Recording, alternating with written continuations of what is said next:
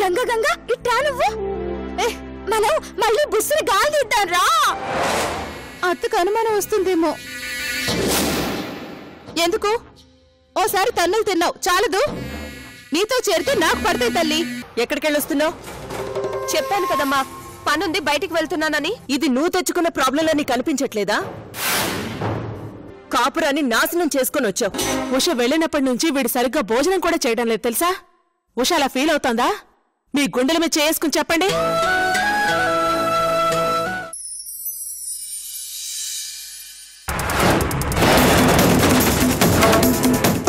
ఆగరా, చెప్పరా, తీరా చైన్ బయటికి తీరా.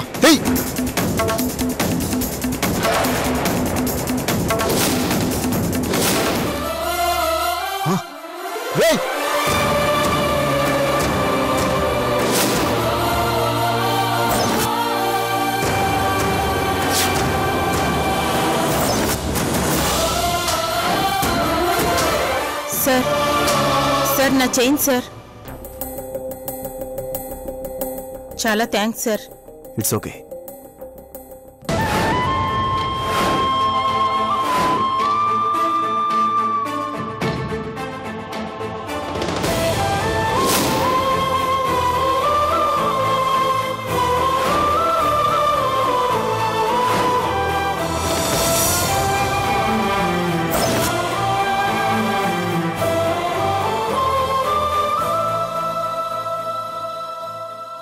చాలా ఆశ్చర్యంగా ఉందిరా.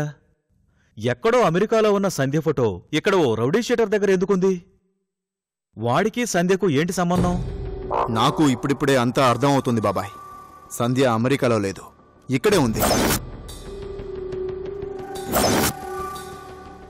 అదేంట్రా అలా అంటావు? అవును బాబాయ్, లేకపోతే ఎక్కడ ఉన్న సంధ్య ఫోటో ఇక్కడ ఎవరి చేతిలో ఉండటం ఏంటి? అంటే సంధ్య ఏదో ప్రమాదంలో ఇరుక్కుంది. ఆ రౌడీ గ్యాంగ్ సంధ్యని తరుముతూ ఉండుండాలి. మరి తనకు పెళ్ళయిందని అమెరికాలో ఉంటున్నానని మెయిల్ పంపించిందన్నావు కదరా? పైగా పెళ్లి ఫోటో కూడా పంపించింది కదా? అదంతా అబద్ధం బాబాయ్. అది ఇంకెవరు చేసిన పని.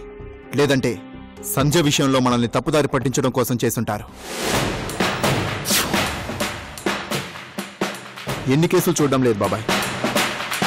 సైబర్ క్రైమ్ డేటా తీస్తే ఇలాంటివి చాలా ఉంటున్నాయి. ఫోటోలు మార్ఫింగ్ చేయటం, పొలిటీషియన్స్ ని, సినిమా స్టార్స్ ని ఇలాంటి ఫోటోలతో ఇబ్బందులు పెట్టిన కేసులు ఎన్ని చూడలేదు. నాకు తెలిసి ఇది కూడా అలాంటి కేసే బాబాయ్. ఆ అవసరం ఎవరికుంది? అదే తెలియాలి బాబాయ్. ఇప్పటిదాకా మా ఇంట్లో అందరూ సంధ్య అమెరికాలో ఉంటుందని ఆనందపడుతున్నారు. వాళ్ళందరికీ ఈ విషయం చెప్పాలి. చెప్పేం చేస్తావు? అందర్నీ కంగారు పెడతావా? పొరపాటును కూడా ఆ పని చెయ్యొద్దు. అదేంటి బాబాయ్, చెప్పకపోతే ఎలా? చెబితే మరింత భయపడతారా? ఓ రౌడీ తన ఫోటో పట్టుకుని తిరుగుతున్నాడంటే తనని కిడ్నాప్ చేయడానికో లేదా చంపడానికో కావచ్చు. దాని వెనక ఉన్న రహస్యం ఏంటో తెలుసుకోవాలి. వాణ్ణి నేను పట్టుకుంటాను బాబాయ్. వాణ్ణి బాగా గుర్తుపట్టాను. అంతకంటే ముందు సంధి ఎక్కడుందో తెలుసుకుని ఫస్ట్ తనకి ప్రొటెక్షన్ ఇవ్వాలి.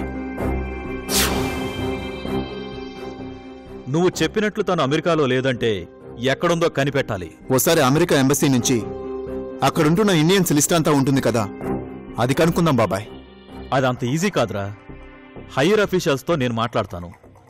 అంతకంటే ముందు అమెరికాలోని తెలుగు అసోసియేషన్లో కూడా ఓ లిస్ట్ ఉంటుంది, అది సంపాదిస్తాను. ఏదైనా మనం పూర్తి అవగాహనకు రాకుండా సంధ్య గురించి మీ ఇంట్లో ఏం చెప్పకు. అలాగే బాబాయ్.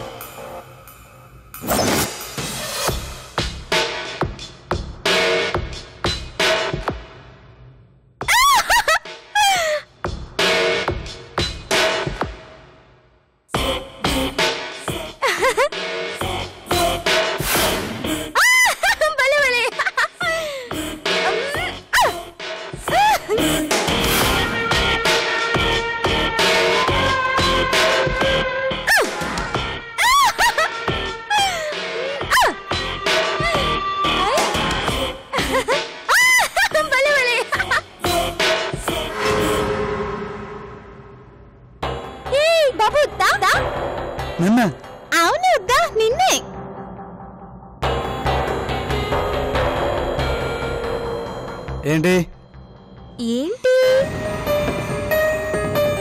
నువ్వే కదా పిలిచావు.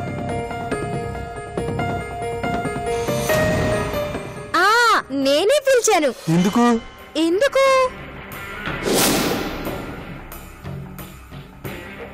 ఆ టైపా? ఏంటి ఆ టైపా?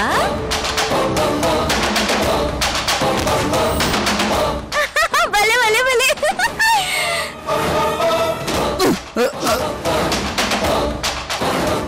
రేయ్, ఎవడ్రా నువ్వు? మా ఇంట్లో ఆడవాళ్ళ మీద చెయ్యేస్తావురా? నీ అబ్బా!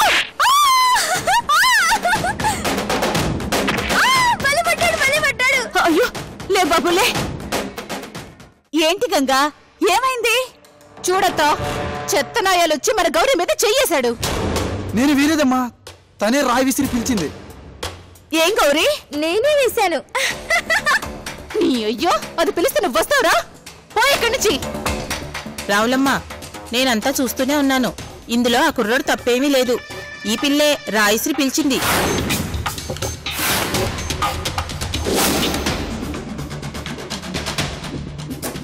సమయానికి గంగ లేకపోతే వాడు ఇంకేం చేసేవాడో. ఏంటమ్మా ఈ పళ్ళు? తప్పు కదా, చూసేవాళ్ళు ఏమనుకుంటారు? అయినా ఇలాంటి పిల్లని ఇంట్లో పెట్టుకోవడం దేనికి రాములమ్మ? బయటికి పంపించచ్చు కదా. నీ చుట్టం కాదు, పక్కం కాదు. అలాంటప్పుడు ఎందుకు చెప్పు? దారిన పోయే ప్రతి గొడవ నెత్తిని తెచ్చుకుంటావు.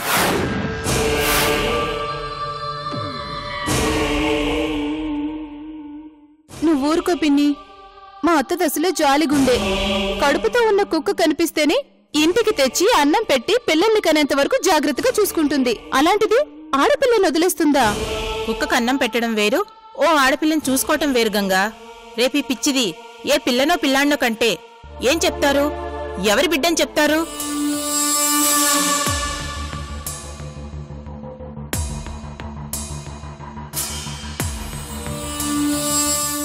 అయినా ఈ పిల్ల వరుస కూడా అంత బాగున్నట్లేదు. చూసావుగా, దారిన పోయే మొగాల్ని ఎలా పిలుస్తోందో. ఇలా పిలిచే అలా అయినట్లుంది. లక్ష్మి, ఏంటా మాటలో? ఉన్న విషయం చెప్తున్నాను రాములమ్మ. అది నీకు కాబట్టి, నువ్వు నాకు కావలసిందని కాబట్టి చెప్తున్నాను. బయటి పిల్ల గురించి ఎన్ని రకాలుగా చెప్పుకుంటున్నారో తెలుసా?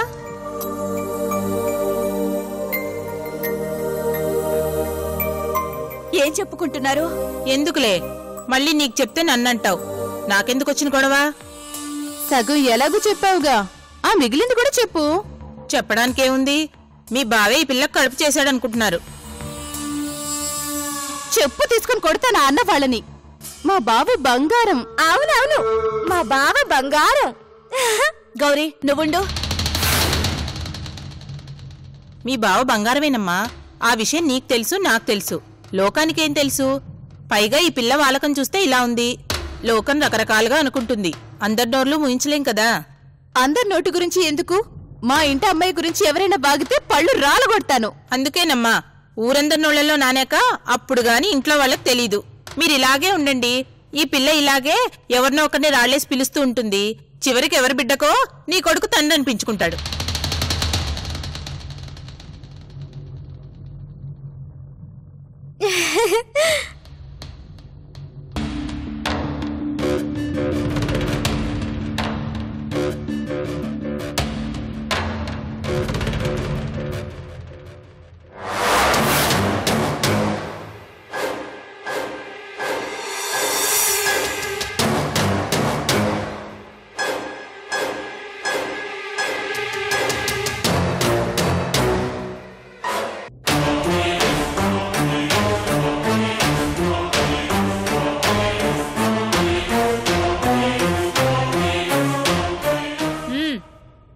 ఏం చేసావు? మీరు చెప్పినట్టే చేశాను రత్తమ్మా. ఆ పిల్ల వచ్చిపోయే వాళ్ల మీద రాళ్లు వేసి పిలుస్తూ ఉంది. మనోడే వెళ్లి చేయబట్టుకున్నాడు. అదే అవకాశంగా తీసుకుని ఆ పిల్ల మీద రావులమ్మకి చాలా చెప్పాను. నువ్వు చెప్పావు, కాని రావులమ్మ ఆలోచనలో పడిందా? నీ మాటలు దాని తలకి ఎక్కాయా లేవా? గ్యారంటీగా తలకెక్కాయి. మన గంగ కూడా బాగా చెప్పింది రత్తమ్మా. నువ్వలా చూస్తూ ఉండు. ఇంకా ఆ పిల్లని ఇంట్లో పెట్టుకుంటే ఏం గొడవలుస్తాయేమోనని ఆ పిల్లని బయటికి పంపించడం ఖాయం. పంపించకపోతే? మా వదిన అంత తొందరగా పంపించే రకం కాదు. అయితే మళ్ళీ వీలు చూసుకుని రావులమ్మకి ఆ పిల్ల గురించి ఎక్కిస్తాను. మళ్ళీ నువ్వే వెళ్ళి చెప్తే దానికి అర్థమైపోతుంది. నీ మొగుడున్నాడు కదా, ఏరా వెళ్ళి ఆ పిల్లని ఏడిపిస్తావా? వెళ్తాను కానీ కానీ ఆ శంకర్ తంతాడేమని భయం. అసలే వాడికి కోపం ఎక్కువ. అందులోనూ ఆ పిల్లని ఎవరైనా ఏమైనా అన్నారంటే ఊరుకోడు, చంపేస్తాడని అందరూ అంటున్నారు అత్తమ్మా. అంటే వెళ్ళనంటావు అంతేనా? వెళ్ళని కాదు, శంకర్ని తలుచుకుంటేనే భయంగా ఉంది. అంటే నేనంటే భయం లేదు అంతేనా? అది కాదు అత్తమ్మా. వసై, నీ మొగుడికి నాకంటే ఆ శంకర్ గాడంటేనే భయం ఎక్కువంట. వడ్డీ మీద వడ్డీ వేస్తున్నా, అది కట్టి నీ మొగుడిని తీసుకుపో పోరా. అప్పటిదాకా నా ఇంట్లో గాడి చాకరీ చేస్తాడు. అది కాదు రత్తమ్మా, వద్దు రత్తమ్మా. మరి ఆ పిల్లని నడి బజార్లో చేయి పట్టుకొని పరువు తీయమంటే కుదరదు అంటున్నాడు. వాడి మొహం వాడికేం తెలుసు? క్వార్టర్ మందిస్తే వాడే చేస్తాడు. చేస్తానని చెప్పరా? చెప్పు. చేస్తానని చెప్పు. చెప్పరా? చెప్పు. చెప్పరా? చేస్తానని చెప్పు. చెప్పరా? చెప్పు. దాని పరువు తీయాలి, అది రావులమ్మకి తెలియాలి. ఆ పిచ్చి దాన్ని ఇంట్లో పెట్టుకుంటే రోజుకొకడిలాగే చేస్తాడని భయపడాలి. దాన్నింట్లో నుంచి బయటికి పంపించాలి. మరివన్నీ చేయడం నీ వల్ల అవుతుందా లేక? లేదు రేత్తమ్మా, అవుతుంది. కాకపోతే వాటర్ బాటిల్ ఇప్పించు చాలు. పని పూర్తయ్యాక ఏకంగా ఫుల్ ఇస్తా. వెళ్ళొస్తాం రత్తమ్మా. వెళ్ళొస్తాను రత్తమ్మా.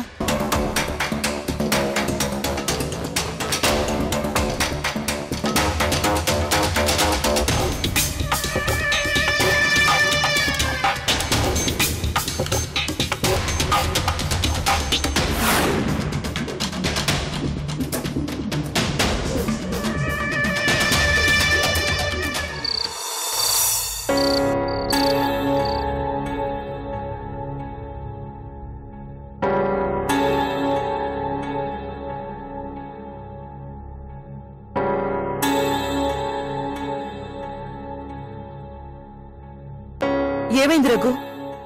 వెళ్ళావా? మాట్లాడావా? ఏమన్నారు? మా వదినేవంది, మా అన్నయ్య ఏమన్నాడు? సంజయ్తో మాట్లాడావా? ఉషని కాపురానికి తీసుకురమ్మని చెప్పారా?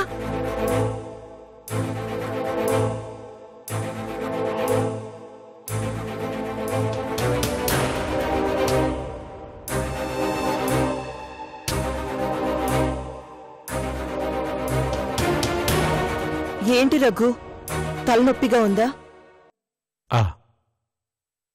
తలనొప్పిగానే ఉంది. ఏం జరిగింది రఘు? ఎవరూ పలకరించలేదా? ఎవరూ నీతో మాట్లాడలేదా? మాట్లాడారు, అందరూ మాట్లాడారు. నాకే సమాధానం చెప్పడానికి నోరు రాక వెనక్కి తిరిగి వచ్చేశాను.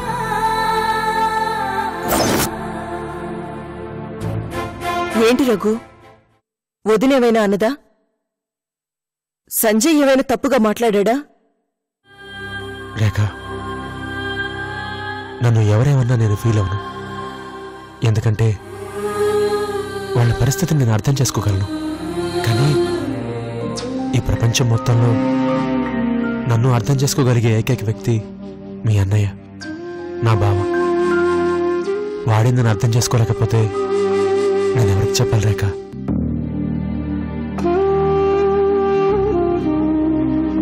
అన్నయ్య ఏమన్నాడు? నోరు జారాడా? నిన్ను అనరాని మాటలేమైనా అన్నాడా? వాడేం తిట్టలేదు రేఖ. అయినా మనకి బాగా ఇష్టమైన వాళ్ళు తిట్టకపోయినా ఒక మాట అన్నా చాలు, మనసుకి చాలా కష్టంగా ఉంటుంది. ఎందుకంటే వాళ్ళతో మనం ఒక బంధాన్ని, ఒక అనుబంధాన్ని పెంచుకుంటాం. అంత అనుబంధం ఉన్నప్పుడు తకీమని ఒక మాట అనేస్తే ఆ బాధ ఎలా ఉంటుందో పట్టవాడికే తెలుస్తుంది.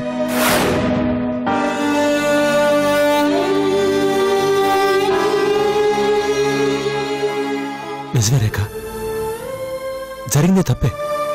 నేనేం కాదనట్లేదు. అది మనం ఉషే చేసుండొచ్చు, లేదా సంజయే చేసుండొచ్చు, లేకపోతే మనమే చేసుండొచ్చు. కానీ మనం పెద్దవాళ్ళలా ఆలోచించాలి గాని మనం కూడా వాళ్ళలా ఆలోచిస్తే ఎలాగా? అంటే చివరికి అన్నయ్య కూడా ఉష మీద కోపం నీ మీద ప్రదర్శించాడా? వాడు కోపంగా ఏం మాట్లాడలేదు, కానీ నాకే బాధ అనిపించింది. ఎందుకంటే మా ఇద్దరి స్నేహం ఈ రోజుది కాదు కదా.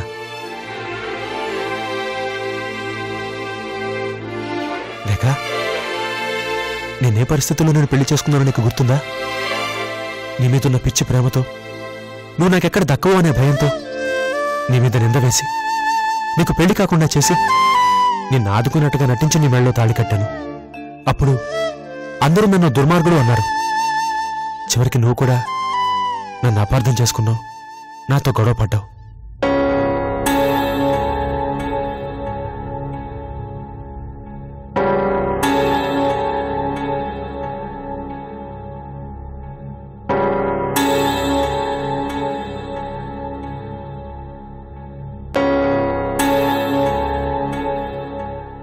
జీకేకి వారసుడయ్యుండి కూడా వాడు మెకానిక్లా బతుకుతూ నన్ను జీకే కంపెనీకి వారసుడిని చేయాలని ప్రయత్నం చేశాడు. రాజేష్ని తెచ్చి తన ఇంట్లో ఉంచుకుని బావని పరాయి మనిషిలా చూసినా, మీ నాన్న బావని శత్రువులా చూడ్డానికి కారణం నేనే అని తెలిసినా, ఏ రోజు పల్లెత్తు మాటలని మనిషి ఈరోజు నన్ను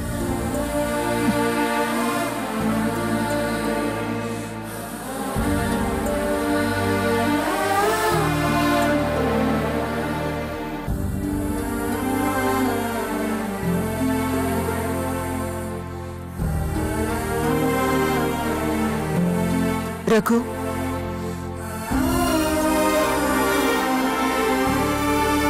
తప్పు వాడిది కాదు, నాదే. నా కూతురు మీద నాకున్న ప్రేమ నన్నంత దూరం తీసుకెళ్ళింది. అసలేమన్నాడు? అబ్బే వాడేమనలేదు, నేనే కొంచెం ఎక్కువగా ఫీల్ అయ్యాను. ఇందులో బావ తప్పేం లేదు, నిజమే కదా. వాడి కళ్ళ ముందు కనిపించదాన్ని వాడు సమర్థించాడు. ఇందులో బావ తప్పే ఉంది. అసలు తప్పంతా మందే రేఖ. మన ఉష ఫ్రెండ్ పెళ్ళని అబద్ధం చెప్పి వాళ్ళకి దొరికిపోయింది. ఇంకా మనం ఏం చేయగలం? అయితే మాత్రం నిన్నింత హర్ట్ చేయాలా? వాళ్ళేం చేయలేదు రేఖ, నేనే హర్ట్ అయ్యాను. అన్ని రకాల బాధలు అన్ని వైపుల నుంచి వచ్చేసరికి తట్టుకోలేకపోయాను.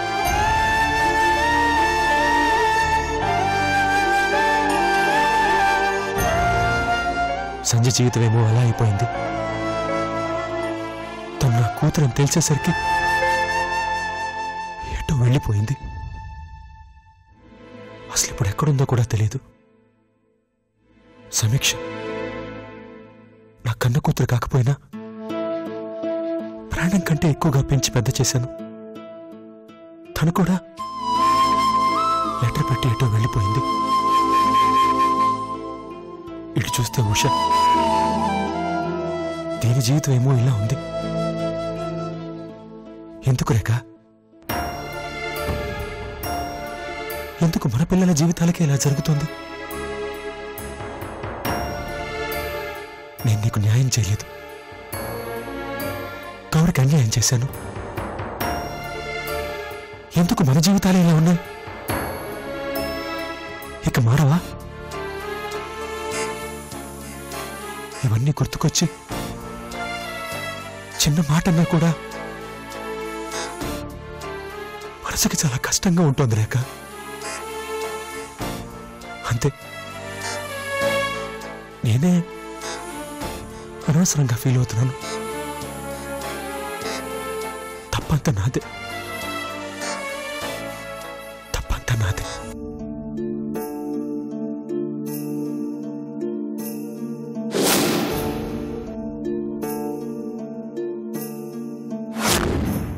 ఇప్పటిదాకా నువ్వు ఇంటిని పట్టించుకోకపోయినా నేను పెంచాను ఉషను. అలాంటిది ఈ రోజొచ్చి తప్పంతా ఇక్కడే అయినట్టు మాట్లాడితే ఏం చెప్పను? దీన్ని మరింత లాక్కుండా బాధ్యతగా ఉషకు నచ్చజెప్పి ఇక్కడికి తీసుకొనిరా. అదొక్కటే నేను చెప్పేది.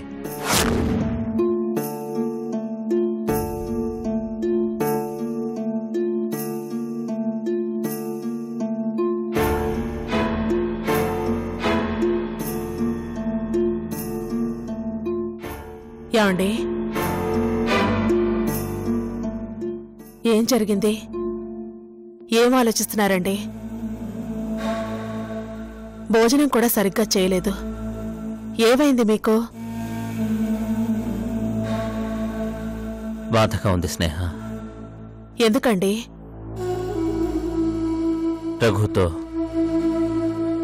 రఘుతో నేనంత హార్ష్గా మాట్లాడాల్సింది కాదు.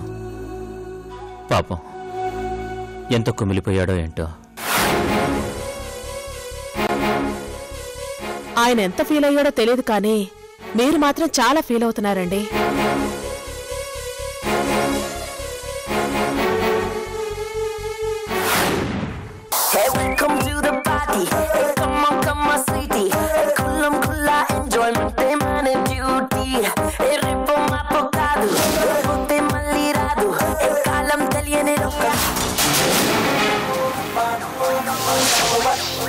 కిలోమీటర్కి ఒకసారి చొప్పున దాదాపు 600 సార్లు నీ గురించే మాట్లాడాడు.